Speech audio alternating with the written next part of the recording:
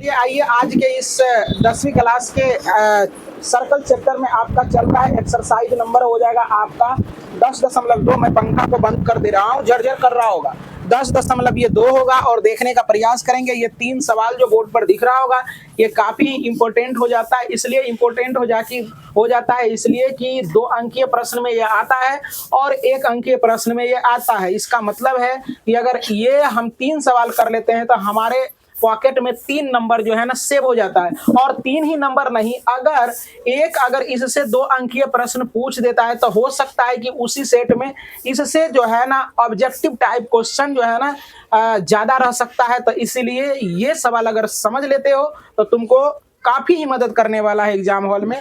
चलो देखने का करे प्रयास। अब देखो जरा बच्चे, देखने का प्रयास करोगे। हम जानते हैं कि स्पर्श रेखा त्रिज्या पर क्या होता है, हमेशा लंब होता है। और हम ये भी जानते हैं कि 90 डिग्री के सामने का भुजा क्या होता है, कर्ण होता है। ये जान रहे हो बच्चे?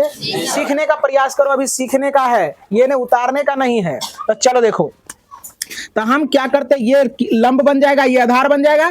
तो अब यहाँ देखने का प्रयास करो, ये लंब जो होगा ये आधार और ये कर्ण ये लंब होगा, तो लंब त्रिज्या हो जाएगा ना बच्चे। तो आर बराबर डायरेक्ट फार्मूला पुट कर देते हैं। तो डायरेक्ट फार्मूला पुट करोगे तो कर्ण स्क्वायर माइनस आधार स्क्वायर। तो कर्ण के जगह पर कितना 25 है बच्चे, 25 का स्क्वायर माइनस 24 का स्क्वायर। तो देखो बच्चे यहाँ क्या हो जाएगा, तो 25 का स्क्वायर 625, 24 का स्क्वायर 576 दिख रहा है क्या। तो आर बराबर देखो इससे घट जाएगा तो कितना हो जाएगा बच्चे, 49 हो जाएगा। 49 का वर्गमूल क्या होता है 7। तो यही हो गया 7 सेंटीमीटर। कितने बच्चे को समझ में आया, हाथ खड़ा करेंगे। सारे बच्चे को समझ में आ गया, समझ में आ गया ना। चलो देखो, तो ये हो गया तुम्हारा 7। तो जहां होगा 7 वहां मार लेंगे आप टिक। अब इसमें आते हैं, इसको देखने का प्रयास करो। इसमें कह रहा है क्या कह रहा है सवाल, मैं सवाल रीड किया था क्या, सवाल रीड नहीं किया था मैं, सवाल को रीड कर देते हैं। पहले वाले सवाल को डायरेक्ट हमने बना दिया था। कहता एक बिंदु Q से एक वृत्त पर स्पर्श रेखा की लंबाई 24 सेंटीमीटर और Q की केंद्र से 25 सेंटीमीटर वृत्त की त्रिज्या ज्ञात करें। और दूसरे सवाल में ये कह रहा है आकृति 10.11 में यदि TQ और O वाले किसी वृत्त पर 2 स्पर्श रेखा इस प्रकार है कि एंगल POQ 110 डिग्री तो PTQ बराबर होगा। यानी 4 ऑप्शन दिया गया, उसमें क्या होगा ये ऑप्शन चूज करना है तुम्हें। तो अब देखो ये सवाल बहुत ही ढंग से बनाया जाता है, आप जिस ढंग से बनाना चाहो उस ढंग से बना सकते हो। चलो देखो, पहला तो क्या है कि देखो कि हम जानते हैं, दोनों तरीका से मैं बना देता हूं। यही एंगल ने कहा ज्ञात करने के लिए, देखो PTQ ये एंगल कहा ज्ञात करने के लिए हम जानते हैं। यहां देखो ये 90 डिग्री हो जाएगा क्योंकि स्पर्श रेखा, इसको खींचेंगे स्पर्श रेखा होगा, ये स्पर्श रेखा होगा। त्रिज्या हमेशा स्पर्श रेखा पर क्या होता है बच्चे, लंब होता है। तो ये 90 डिग्री, ये 90 डिग्री हो जाएगा। अब ये चतुर्भुज है, तो चतुर्भुज के चारों कोनों का योगफल होता है 360 डिग्री। अब देखो इसमें 3 कोण दिया हुआ है, तो 360 में से तीनों के योगफल को घटा लेंगे तो ना निकल जाएगा। तो देखो 2 तरीका है तुम्हारा बनाने का, है ना। तो चतुर्भुज आप इसको ऐसे बना लो, चतुर्भुज क्या रे, क्या PTQO, क्या PTQO में, है ना। ऐसा भी लिख सकते हो, angle P plus angle T या प्लस एंगल Q या प्लस एंगल O बराबर 360 डिग्री। जरा सा देखने का प्रयास करो, इसका वैल्यू देखो। तो हमको तो T निकालना है ना, तो एंगल T रहने दो, एंगल T रहने देते हैं।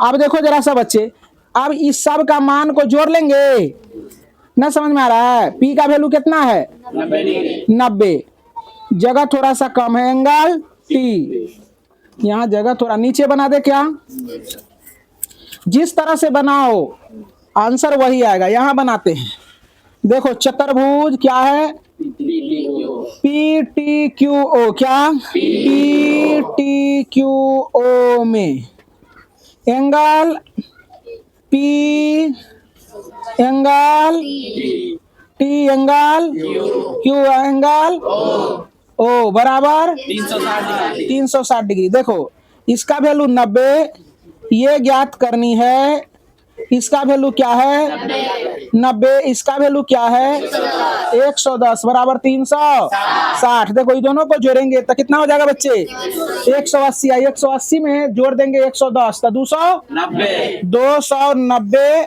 प्लस एंगल टी होगा बच्चे बराबर 360। तो एंगल टी बराबर 360 माइनस 290। देखो जरा सा, तो एंगल टी बराबर इससे ये घट जाएगा, कितना हो जाएगा 16 में 16 हो गया 7, 70 डिग्री हो जाएगा। इस तरह से आपका ये भी दूसरा भी हो गया 70 डिग्री, जहां है वहां टिक लगा लेंगे, है क्या। एक तरीका तो ये हो गया, दूसरा तरीका भी बताते हैं, अभी यही बता दें क्या। अब जरा से यहाँ बता देते हैं, मेथड नंबर ये एक लिखने का, एक लिख लेगा। अब मेथड नंबर यहाँ 2 करते हैं। जरा देखो, हम जानते हैं कि चतुर्भुज के समूह कोण का योगफल 180 डिग्री होता है, तो angle O plus angle T बराबर 180 डिग्री। इसका वैल्यू है 110 डिग्री, इसका एंगल टी बराबर 180, तो एंगल टी बराबर 180 माइनस 110, तो एंगल टी बराबर 70 डिग्री हो गया बच्चे। देखो दोनों से वही आंसर आ रहा है कि नहीं आ रहा है। अब तुमको जो आसान लगता है उसको रखो, है ना, जहन में अपना रखो, है ना। जिस विधि से तुम बनाओगे उसी विधि को अपना लो और आसानी से ये सवाल बनाओगे, आसानी से अंक देकर तुम्हें जाएगा। तो चलो यहाँ छोटे बोर्ड पर आने का प्रयास करोगे बच्चे। अब ये देखो, मैं तीसरे नंबर के प्रश्न को मैं पढ़ दे रहा हूं, क्या समझ में आ रहा है सारे बच्चे को।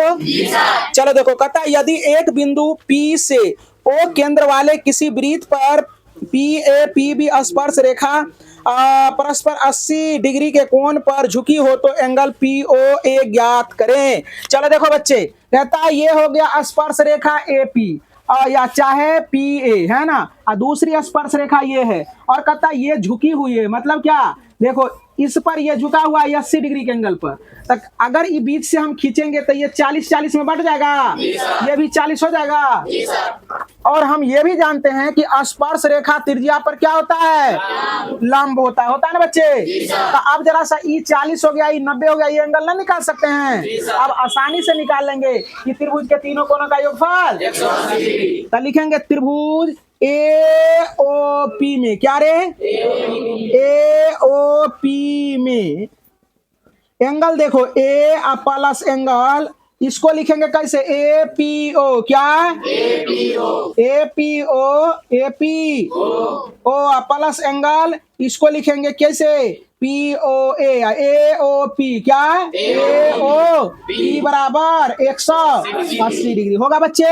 अब देखो A का वैल्यू कितना है 90, अब जरा सा देखो इसका वैल्यू कितना है 40, एंगल AOP या चाहे POA एक ही चीज है ना रे, वो बीच में है ना, इसको ऐसा भी लिख सकते हो तू लोग इसी के फॉर्मेट में POA, क्या POA, तो यहाँ भी इसको बदल दो, है ना, POA। जरा सा देखो यहाँ 180 डिग्री, दोनों को जोड़ेंगे 130 प्लस एंगल POA बराबर 180 डिग्री, एंगल POA बराबर क्या हो जाएगा 180 माइनस 130 डिग्री, एंगल POA बराबर कितना 50। यही हो गया उत्तर, है उत्तर क्या। तो चले, पॉइंट भी नोटेड। कहता प्रश्न संख्या 4 देखने का प्रयास करिए। कहता है सिद्ध कीजिए कि किसी वृत्त के किसी व्यास के सिरों पर खींची गई स्पर्श रेखा समानांतर होती है।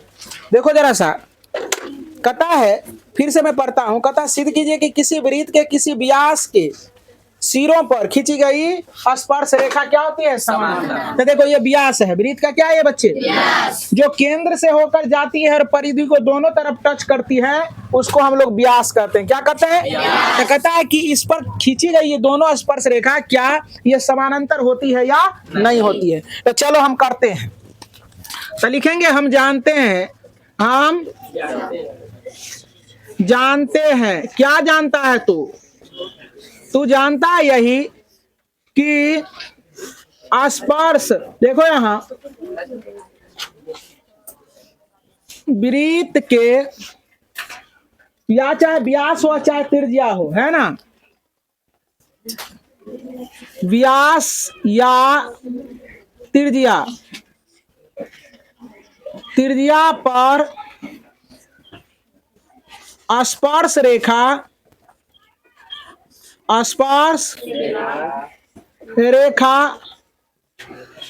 लंब होती है, लंब होती है। इतना बात तो पढ़ाते आ रहे हैं पहले से ही, ये बात जान रहे हो तू लोग। स्पर्श रेखा जो होता है त्रिज्या पर क्या होता है, लंब होता है। तनी सा एनर्जी दे देते हैं, कोई दिक्कत, क्योंकि तू लोग भी तो एनर्जी लेके आया है अभी। चलो देखो, अब देखो बच्चे, तो हम चलते हैं क्या, देखो यहाँ लिखेंगे, यहाँ देखो कि ओ पी बी, क्या रे, एंगल ओ पी बी बराबर कितना, 90 डिग्री होगा बच्चे। अब जरा सा देखो, एंगल यहाँ देखो ओ क्यू डी, क्या ओ क्यू डी बराबर कितना डिग्री, 90। क्यों होता है बता, पता है ना। देखो ये हो गया। अब लिखेंगे समीकरण 1 प्लस समीकरण 2 से दोनों को जोड़ देते हैं, तो angle O P B plus angle O Q, ऐसे जोड़ो एकदम बच्चा के तरह एकदम, ओ पी बी बराबर 90 समीकरण 1, एंगल ओ क्यू डी बराबर समीकरण 2, एकदम एना करके मारना है, एना करके प्लस देना है। Angle O P B plus angle O Q D बराबर 180 डिग्री। अब देखो ये हमें बता क्या रहा है, हमें बता क्या रहा है, इससे हमें ये पता चला, यहाँ देख रहे हैं कि ये एंगल है, ये एंगल का योगफल कितना आ गया, 180 डिग्री। तो देख रहे हैं कि एक ही और के अंतः कोण, ये देखो ये समानांतर रेखा, जरा समानांतर रेखा जो हम लोग पढ़े थे, जरा सा देखो, एक ही और के अंतः कोणों का योगफल 180 डिग्री होता था, तो क्या समानांतर होता था। और दूसरा तरीका ये भी है, संगत कोण, ये संगत कोण हो जाएगा ना, ना हो जाएगा, सॉरी संगत कोण नहीं, संगत कोण तो एक छोड़ के एक होता था ना रे। चलो देखो, ये एक ही और के अंतः कोणों का योगफल अगर 180 डिग्री हो जाता है, तो ये दोनों समानांतर हो जाता है ना। तो इसको, फोन आ रहा है, चलिए आइए, थोड़ा फोन आ गया था तो फोन के कारण डिस्टर्ब हो जाता है। आप जानते ही हैं कि फोन कितना डिस्टर्बेंस का चीज है ना। तो इसीलिए जरा सा देखने का प्रयास करें। यहाँ ये बच्ची, यहाँ देखो, चलो देखो, इस समझ में आ गया। इसको ऐसे कह सकते हो कि इसको समीकरण 3 मान लो, या चाहे लिखेंगे यहाँ हम